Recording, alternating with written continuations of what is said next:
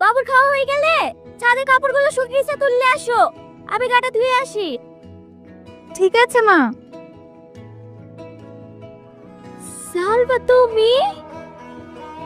আমি টনির মা। হ্যাঁ, বাবু আমার কথা বলেনি। আসো আসো, ঘরে উঠে বসো। আমি এখানে বসতে আসিনি। টনি কোথায়? এই তো বাবু খেতে বসেছে।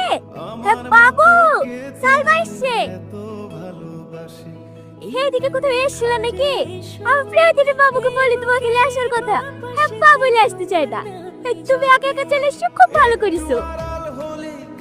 কি ব্যাপার সালমা, তুমি হঠাৎ করে আমাদের বাড়িতে?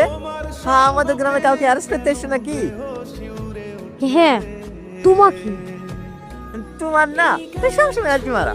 চলো ঘরে চলো। পারফেক্ট। কি? আর অভিনয় করতে হবে না, তোমার মুখোশ খুলে গেছে।